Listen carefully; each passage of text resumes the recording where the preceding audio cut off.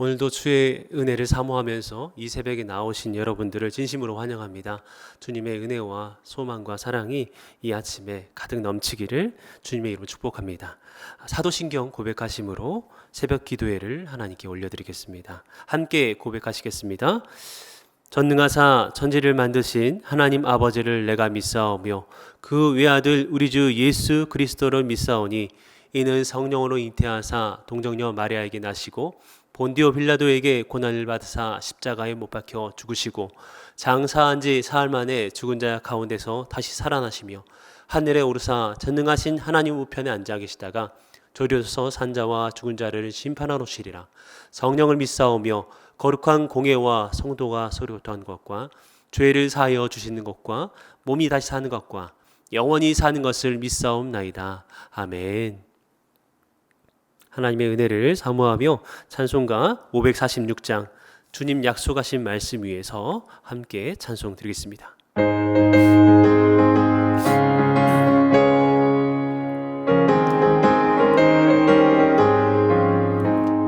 주님 약속하신 말씀 위에서 영원토록 주를 찬송하리라.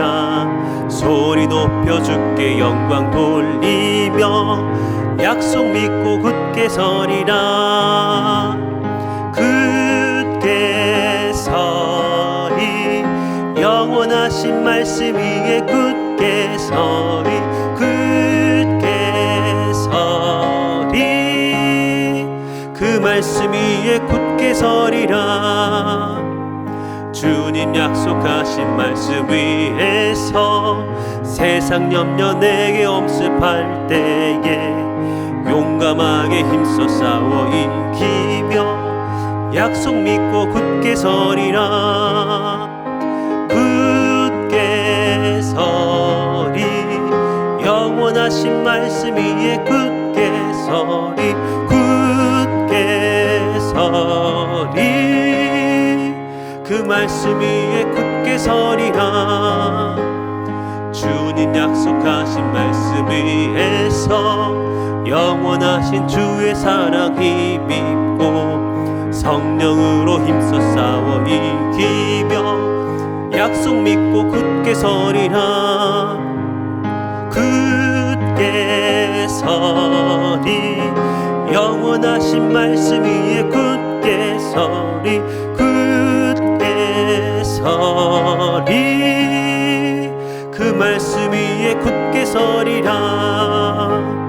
주님 약속하신 말씀 위에서 성령 인도하는 대로 행하며 주님 품에 항상 안식 얻으며 약속 믿고 굳게 서리라. 굳게 서리 영원하신 말씀 위에 굳게 서리 굳게 서리 그 말씀 위에 굳게 서리라. 아멘. 오늘 함께 나눌 말씀은 베드로후서 2장 1절에서 9절까지 말씀 되겠습니다.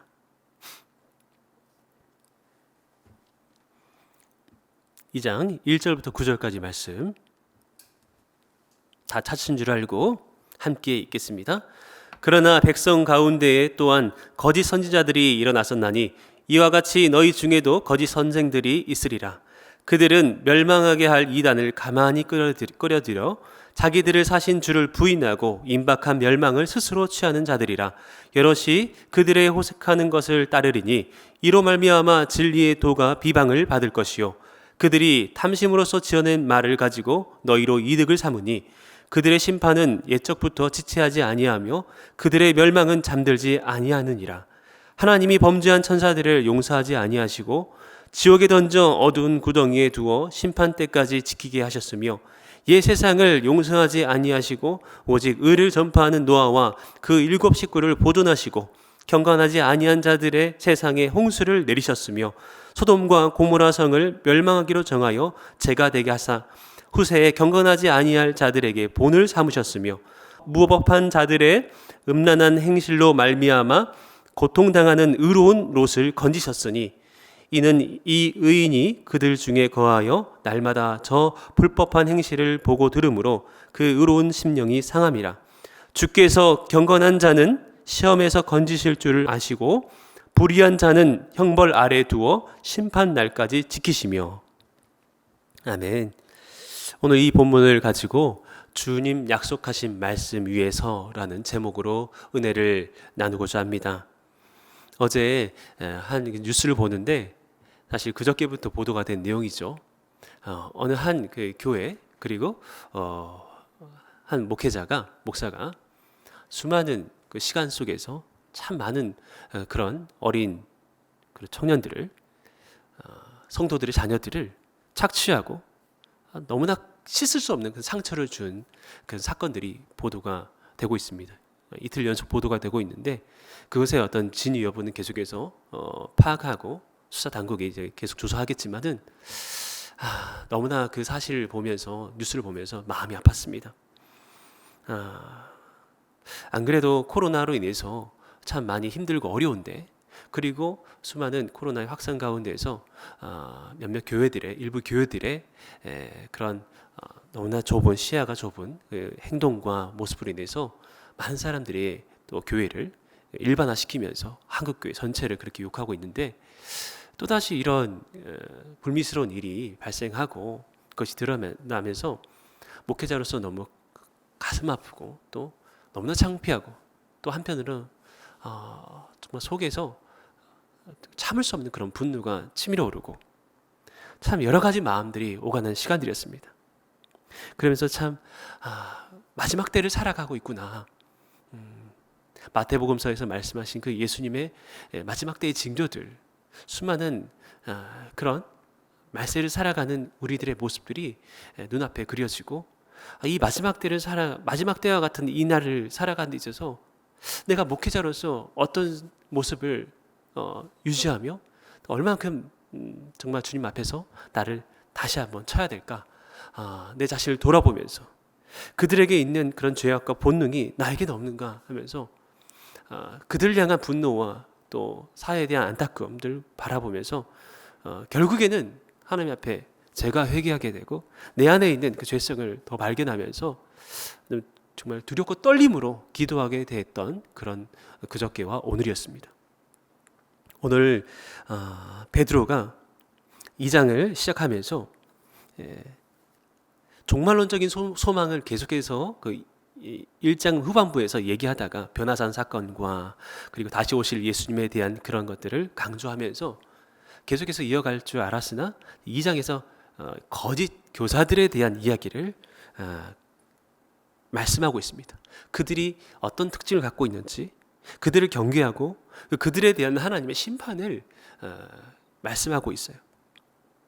오늘 이 본문을 통해서 정말 그 당시에 수많은 소아시아 교회 교인들을 뒤흔들었던 거짓 교사들의 특징과 그 핵심이 무엇인지, 그들의 가르침의 핵심이 무엇인지, 그리고 그들을 향한 하나님의 보응하심이 무엇인지를 다시 한번 깊게 깨닫는 시간 되었으면 좋겠습니다. 그리고 더불어서 결론적으로 하나님 앞에서 우리의 모습을 다시 한번 돌아보면서 우리 안에는 이런 비진리에 또 믿지 않는 사람들의 그 모습처럼 그렇게 살아가고 있는 나의 삶은 없는지 내 삶을 돌아보면서 진심으로 회개하며 하나님 말씀 위에 굳게 서는 성도가 되고자 그렇게 결단하는 시간이 되었으면 좋겠습니다. 첫 번째로 거짓 교사들의 특징과 심판입니다. 2장 1절이 그러나 백성 가운데 또한 거짓 선지자들이 일어났었나니 이와 같이 너희 중에도 거짓 선생들이 있으리라. 그들은 멸망하게 할 이단을 가만히 끌어들여 자기들을 사신 주를 부인하고 임박한 멸망을 스스로 취하는 자들이라.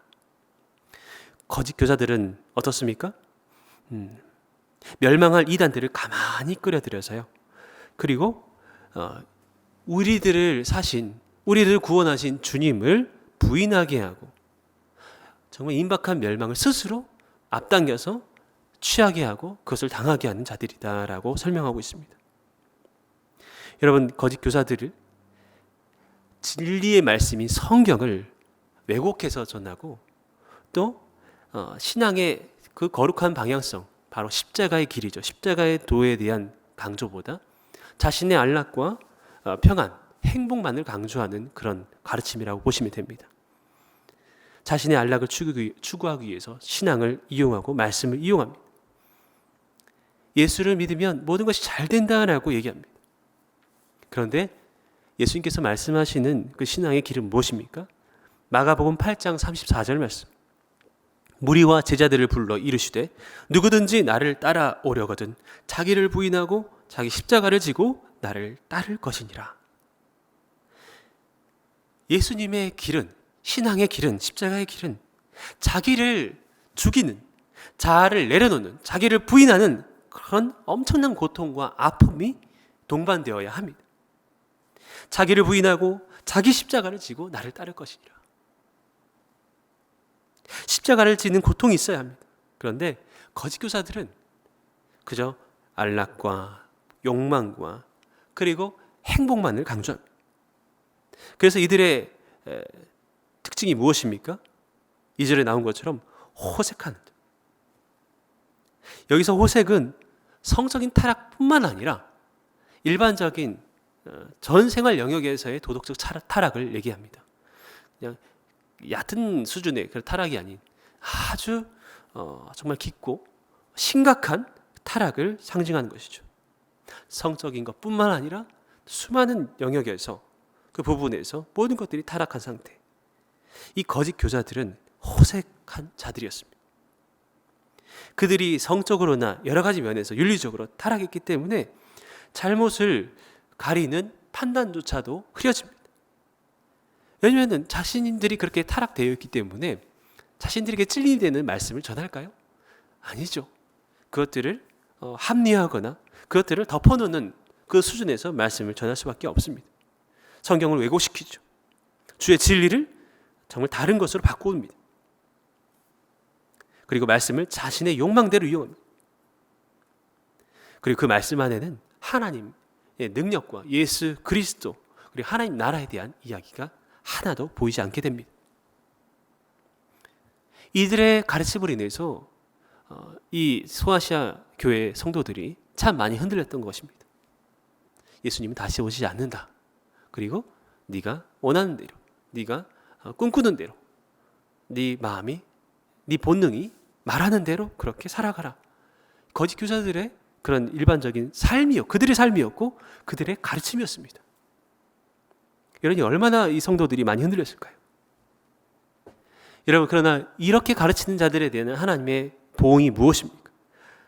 바울은 데살로니가 후서 2장 8절에서 이렇게 얘기합니다. 그때 불법한 자가 나타나리니 주 예수께서 그의 입의 기운으로 그를 죽이시고 강림하여 나타나심으로 패하시리라.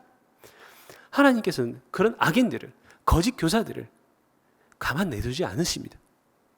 정말 하나님께서 내버려 두시는 듯한 그런 느낌처럼 보이지만 하나님께서 방관하시는 것 같고 주님께서 침묵하신 것 같지만 하나님이 다 기억하시고 주목하고 계십니다.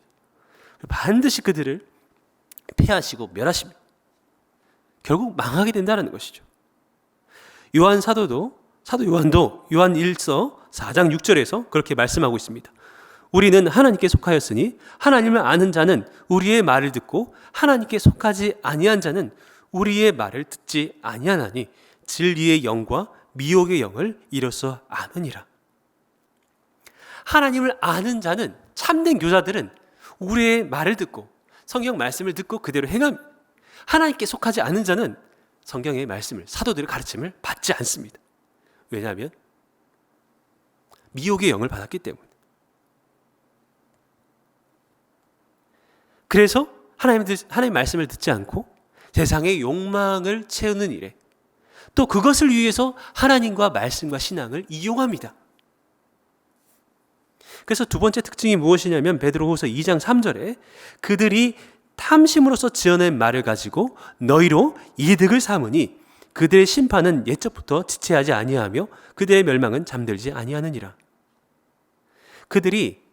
교사들이 탐심으로써 하나님 말씀을 왜곡해서 지어낸 말들을 합니다. 그리고 너희 성도들로 하여금 이득으로 삼습니다.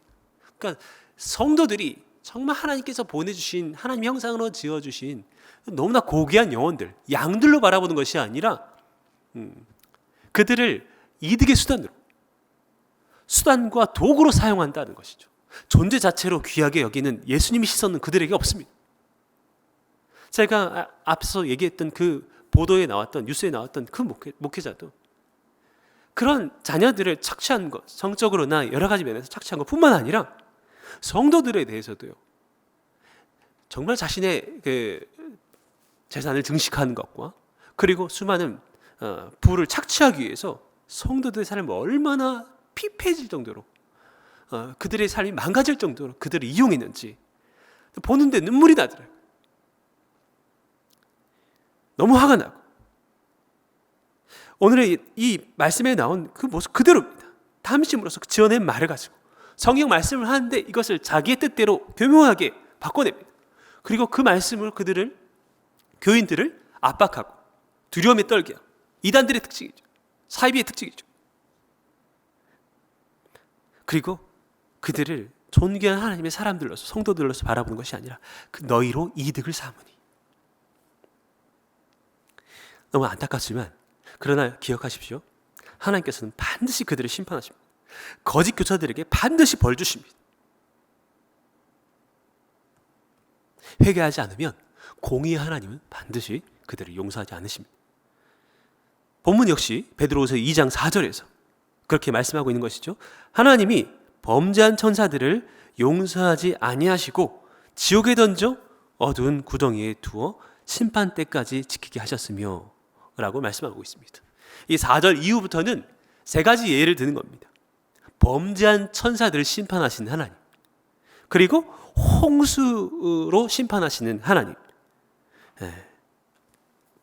그리고 소돔과 고모라를 멸망시키시는 하나님. 죄와 그 불의에 대해서 참지 아니하시고 그들을 징계하시는, 벌하시는 하나님에 대해서. 그런데 이것을 통해서 우리가 무엇을 깨닫게 되는 것이죠? 하나님이 불의한 자들을 멸하시고 의로운 자들을, 성도들을 당신의 은혜 안에서 보존한다라는 그 약속의 말씀이라는 것입니다.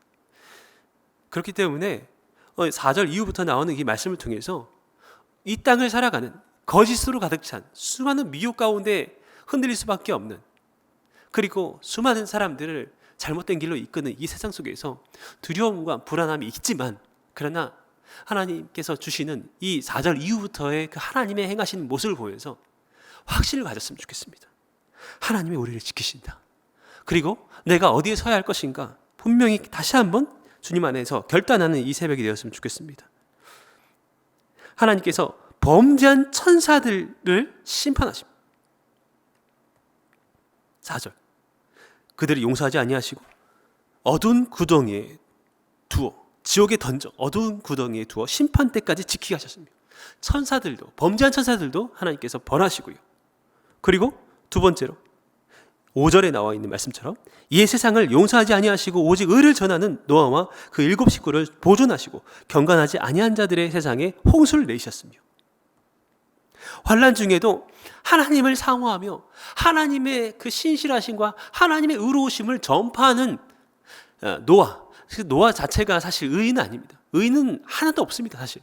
그런데 왜 하나님께서 이 노아를 의인으로 여겨주시느냐? 하나님의 살아계심과 하나님의 신실하심과 하나님의 의로우심을 전했기 때문에, 최선 다해서 그들을 돌이키기 위해서 하나님을 또 심판을 그들에게 명했기 때문에 그들을 의롭게 여겨주시는 것이죠. 하나님의 말씀을 듣고 청종하며 경외하며 그 뜻대로 살아가는 노아였기 때문에, 그래서 그들의 식구를 보존하시고 배를 만들어서 그들을 구원하셨습니다. 6절 7절에 나와 있는 것처럼 소돔과 고모라의 그 심판과 멸망도 하나의 본보기입니다. 세 번째 예죠. 소돔과 고모라 성을 멸망하기로 정하여 재가 되게 하사 후세 경건하지 아니할 자들에게 본을 삼으셨으며 무법한 자들의 음란한 행실로 말미암아 고통당하는 의로운 롯을 건지셨으니. 창세기 19장에는 아브라함의 조카 롯의 이야기가 있습니다. 이것이 기록된 목적이 무엇입니까? 오늘 본문에서 얘기한 것처럼 경건하지 아니한, 후세 경건하지 아니한, 하나님 뜻대로 살아가지 않는 우리들에게 본을 보여주기 위해서입니다. 하나님의 천사가 롯에게 산으로 도망가라고 하시죠. 그런데 너무 멀다고 하니까 하나님 천사는 가까운 성에 거하라고 그렇게 얘기합니다. 사이들에게 같이 가자고 했지만 그들은 농담으로, 하나님의 말씀을, 심판을 농담으로 여겼습니다. 또 롯의 처는 온전히 순종하지 못해서 소금 기둥이 되었습니다. 이 의로운 심령을 가진 이 노아는 그런 모습들을, 롯은 소돔과 고모라에 있는 그런 모습들을 보면서 괴로워하고 자기 가족들을 바라보면서 괴로워합니다. 2장 8절, 이는 이 의인이 그들 중에 거하여 날마다 저 불법한 행실을 보고 들으므로 그 의로운 심령이 상함이라. 의로운 심령이 상했다라는 것이죠. 안타까워하는 마음. 이 시대의 의인은 누구입니까?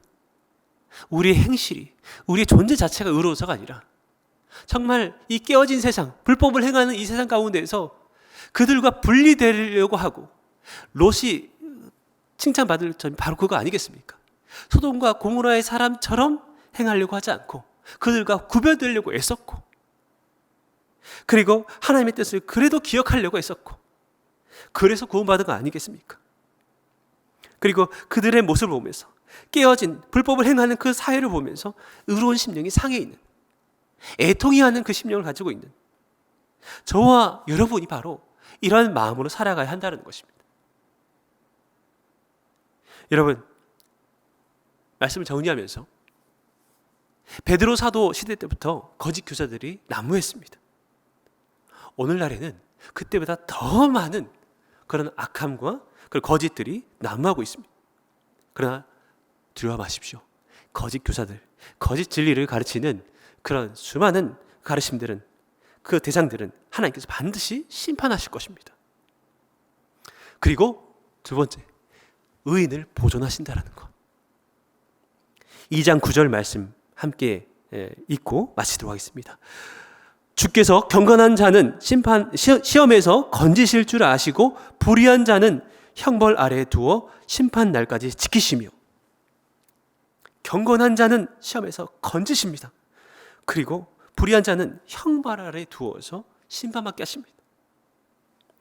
저와 여러분은 어느 길에 서야 하겠습니까? 오늘도 내 마음을 채우는 거짓 교사들의 유혹들, 세상의 소리에서 내가 구별되어서 하나님의 말씀을, 주의 말씀을, 주의 가르침을 사모하면서 성경 위에서는 주의 약속하신 말씀에 서겠다라고 결단하는 이 새벽 되기를, 그리고 오늘 하루 살아갈 때 순간순간마다 주의 뜻을 구하시고 주의 말씀을 기억하십시오.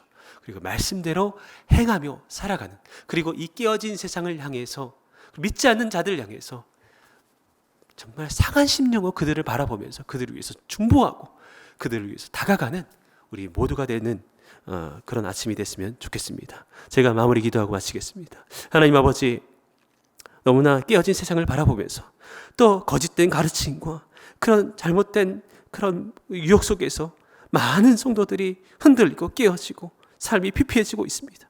하나님, 이 모습을 볼 때 참으로 우리가 분노하게 되고 너무나 안타깝고 때로는 두렵고, 하나님, 그러나 오늘 말씀을 통하여서 불의한 자들을 향한, 거짓 교사들을 향한 하나님의 그 크신 권능의 손을 기억할 수 있는 우리가 될 수 있도록 도와주시옵시고, 하나님, 이 손이 우리에 대해서는 하나님 보호하심의 손이며 인도하심의 손이라는 것을 기억하는 우리가 되게 하여 주시옵소서. 하나님, 그렇기 때문에 우리가 안주하는 것이 아니라 주님 말씀을, 진짜를 더욱더 바라보면서, 가짜를 바라보면서 두려워하고 불안해하는 것이 아니라 하나님, 진짜 되시는, 진리 되시는 주의 말씀을 붙잡으며 말씀을 사랑하며 말씀대로 행하기 위해서 몸부림치는 우리가 되게 도와주시고, 하나님, 깨어진 세상 속에서 그렇게 갈 길 몰라 방황해하는 수많은 영혼들을 향해 하나님 아버지 말씀 들고 나아가는 우리가 되게 하여 주시옵소서. 그들을 향해서 애통하는 마음으로 부르짖는 우리가 되게 하여 주옵소서.